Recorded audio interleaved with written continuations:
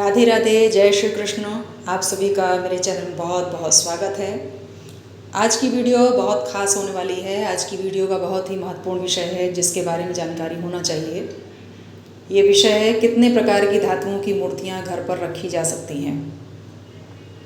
पुरानी मूर्ति, फोटो, चित्र या प्रतिमा का विसर्जन कहाँ और कैसे करना चाहिए। भगवान की पूजा साकार और निराकार रूप में होती है, जिसमें साकार रूप की पूजा करने के लिए भगवान के चित्र, मूर्ति की पूजा आती है, जो सभी हिंदू धर्म के लोग करते हैं। भगवान की मूर्ति, फोटो, चित्र किसी में भी अगर पूजा की जाती है वो शुभ फल प्रदान करने वाली होती है, मनोकामना पूरी करने वाली होती है। मूर्ति, फोटो की पूजा करने से भगवान को स्नान, भोग, धूप, दीप के द्वारा भक्ति करने का शुभ अवसर प्राप्त होता है। ईश्वर से जुड़ने का मौका मिलता है। आत्मा और परमात्मा का संबंध स्थापित होता है। आइए जानते हैं कितने प्रकार की धातुओं की मूर्ति पूजा की जा सकती है। सोना, चांदी, पीतल, तांबा, मिट्टी, स्फटिक, माणिक्य, पत्थर, इन सभी धातुओं से बनी मूर्तियों का घर पर रखकर पूजन करना शुभ फल प्रदान करने वाला होता है, इच्छाओं को पूरा करने वाला होता है। घर पर 9 इंच से कम की ही मूर्ति को रखना चाहिए। भगवान जगन्नाथ जी की प्रतिमा लकड़ी की बनी है, इसलिए लकड़ी की प्रतिमा का भी पूजा किया जा सकता है। भोलेनाथ के शिवलिंग को मिट्टी से या बालू से बनाकर पूजा किया जाता है, इसलिए मिट्टी की मूर्ति की पूजा की जाती है।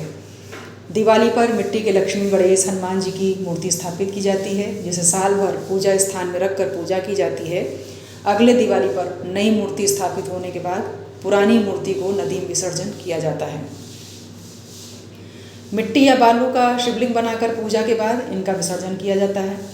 धातुओं से बनी मूर्ति की पूजा सालों साल की जाती है। इन्हें टूटने, खंडित होने पर ही इनका विसर्जन किया जाता है। इन सभी धातुओं की मूर्ति पूजा करने से कल्याणकारी, शुभ फल प्रदान करने वाली, मनोकामनाओं को पूरा करने वाली, इच्छाओं को पूरा करने वाली होती हैं। घर पर किस तरह की मूर्ति या फोटो रखें।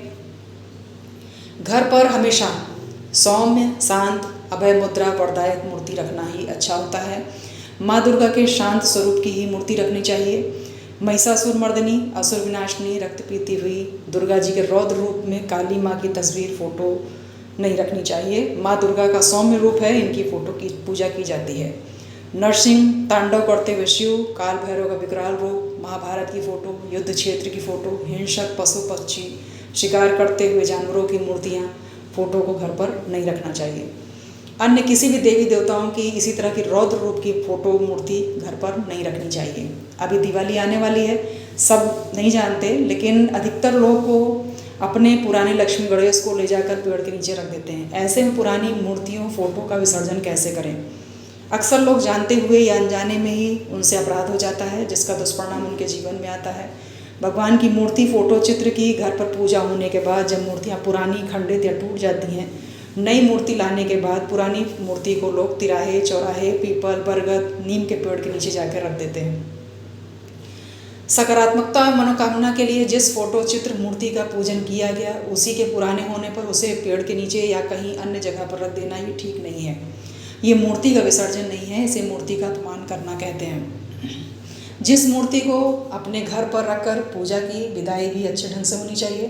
पेड़ के नीचे या कहीं भी देव प्रतिमा रख देने से पेड़ के आसपास कुत्ते, बिल्ली या अन्य जानवरों के पैर से नुकसान पहुंचाया जाता है, जो घर की ऊर्जा के लिए अच्छा नहीं है।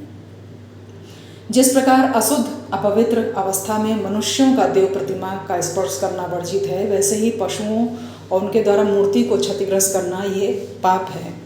शीशे में फ्रेम किए हुए भगवान की फ़ोटो जब खराब हो जाती है तो लोग उसे यूं ही नदी में या पेड़ के नीचे जाकर डाल देते हैं। ये गलत है। फ्रेम को निकाल करके केवल फ़ोटो, चित्र को ही नदी में विसर्जित करें, क्योंकि कांच सहित अगर फ़ोटो को नदी में डाल दिया जाएगा तो किसी भी जीव जंतु को नुकसान हो सकता है। या कांच वाली भगवान की तस्वीर को पेड़ के नीचे रखने से किसी भी जानवर को कांच से नुकसान हो सकता है, जो अनजाने में ही पाप की श्रेणी में आता है। बहुत सारी मूर्तियाँ इकट्ठा हो जाने पर शायद ही कोई उन मूर्तियों को इकट्ठा करके नदी विसर्जन करता होगा, अन्यथा सफाई कर्मचारियों के द्वारा सड़कों पर झाड़ू लगाने से धूल, मिट्टी मूर्ति पर लगती रहती है। ये बहुत ही अशुभ परिणाम है। उनके लिए जो मूर्तियाँ या फोटो को पेड़ के नीचे जाकर रख आते हैं, ये उनके घर के लिए अच्छा नहीं है। मूर्ति या फोटो का सम्मान सहित विसर्जन होना चाहिए, यही इसका नियम है। किसी भी पेड़ के नीचे या कहीं भी रख देना अनुचित है। ये सब पाप अपराध की श्रेणी में आता है। जिस प्रकार किसी के आने और जाने पर ससम्मान उनकी विदाई होती, वैसे मूर्तियों के साथ भी करना चाहिए। इसलिए अगर अब तक आप ऐसा करते आए हैं तो अब नहीं करें। इसके प्रायश्चित के लिए अगर पेड़ों के नीचे कहीं मूर्तियाँ दिखाई दें तो उन्हें इकट्ठा करके नदी में विसर्जित करें। अन्यथा कहीं साफ सुथरी जगह पर गड्ढा खोदकर मूर्ति को डालकर मिट्टी से दबाकर विसर्जित करें। मूर्तियों का सही विसर्जन नदी में ही होता है। अभी दिवाली आने वाली है, लोग नई मूर्तियों को घर में स्थापित करने के बाद पुरानी मूर्तियों को पेड़ के नीचे ले जाकर रख देंगे। ऐसी भूल बिल्कुल भी नहीं करें, इसे नदी विसर्जित करें। अगर नदी विसर्जन करना संभव नहीं है तो इन मूर्तियों फोटो को किसी कपड़े में बांध कर रख दें। जब जाना हो तो विसर्जित करें, या कोई जा रहा है उसे ही दे दें, विसर्जित कर दें। अगर ये भी संभव नहीं है तो घर पर ही पानी में मूर्ति को डालकर 2 दिन, 4 दिन, 5 दिन में मूर्तियाँ गल जाएंगी। उस पानी को पेड़ में डाल दें। खंडित, टूटी फूटी, गली फोटो या मूर्तियाँ पॉजिटिव एनर्जी की बजाय नेगेटिव एनर्जी देती हैं, और अगर आप पेड़ के नीचे या कहीं रखते हैं तो वो नेगेटिव एनर्जी फैलाएंगे।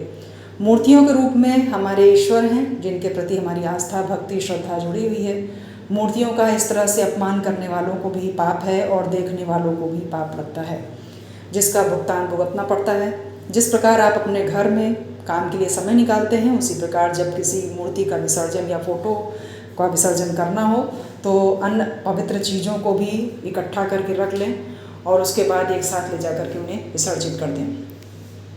इसके लिए समय निकालना होगा, समय निकालना चाहिए। आप नहीं जा सकते तो किसी को दे दें, वही ले जा कर के विसर्जित कर दे। आशा है आप सभी को मेरी ये वीडियो पसंद आई होगी। आप सभी का दिन शुभ मंगलमय हो। हर हर महादेव, जय भोलेनाथ।